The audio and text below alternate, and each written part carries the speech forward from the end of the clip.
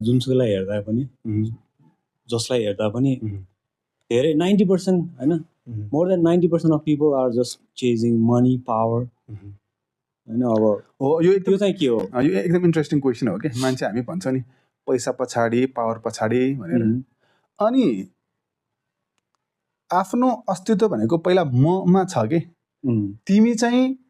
अथवा म चाहिँ के को पछि लागिरहेको छु भन्ने चाहिँ प्रश्न हो कि हामी बाहिर हेर्ने नै होइन म के को पछि लागिरहेको छु म पैसाको पछि लागिरहेको छु कि अथवा म अरू कुनै मेरो ह्याबिट अब लाइक जे पनि हुनसक्छ होइन कुनै लतको पछाडि लागिरहेको छु हामी चाहिँ केमा लागिरहेछौँ चाहिँ मेन प्रश्न हो कि हामी प्रायः यही गर्छौँ कि उसको त ऊ त त्यसको पछि लागिरहेको छु म किन नलाग्ने हामी आफै क्लियर छैनौँ कि म चाहिँ उदाहरणलाई म बारम्बार म साथीहरूसँग त्यो कुरा गर्दा पनि भन्छु आजकलको सबै के अरे पैसाको पछि लागिरहेको छ त आफ्नो ठाउँमा होला होइन तर त्यो पैसा कमाइसकेपछि के गर्ने भन्ने प्रायः क्लियर छैन कि उदाहरणको लागि होइन तिमी आफै पनि मानौँ अब कति बिजी छौ नि त आइनो होइन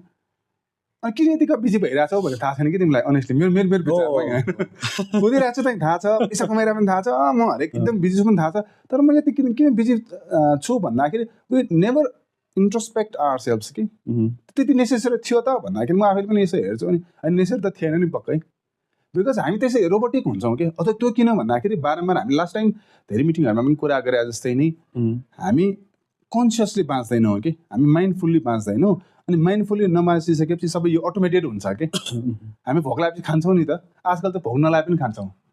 त्यो दुइटाको डिफ्रेन्स के त भन्दाखेरि त्यो भोक चाहिँ कन्सियसली लागेको भयो शरीरले होइन तिम्रो अब इनर्जी होइन त्यो चाहिँ अब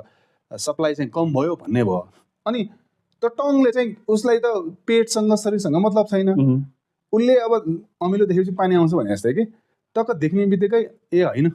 यसलाई खाइदिउँ न त भनेर उसलाई पेटको मतलबै छैन त्यो जिब्रोलाई मतलबै छैन अनि देख्ने बित्तिकै खानु मन लाग्यो आँखालाई पनि ओहो यो त रङ्गीचङ्गी छ अथवा यो त हेर्दाखेरि अब हामीले त यस्तो एडहरू कता कता हेर्छौँ नि त खाउँ कि क्या हो भन्ने जस्तो लाग्छ हो यसरी चाहिँ ओभर इटिङ भइरहेको हुन्छ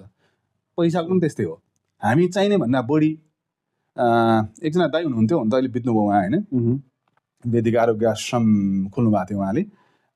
भक्तराज दाइ हुनुहुन्थ्यो उहाँले एउटा भेटघाटमा भन्नुभएको थियो कि खास हामी बाँच्नुपर्ने चाहिँ लाइक एकदम एउटा भक्तिमा स्पिरिचुअली बाँच्नुपर्ने अनि फुर्सदमा काम गर्नुपर्ने हामी चाहिँ यति धेरै मेटे काम गर्छौँ त्यो रोबोट जस्तै काम गर्छौँ अनि यसो फुर्सदमा कहिलेकाहीँ मन्दिर जाउँ न त घुम्न जाउँ न त भन्ने टाइपको चाहिँ हामी गर्छौँ कि भनेको तात्पर्य हामी बाँच्नु चाहिँ कम बाँच्छौँ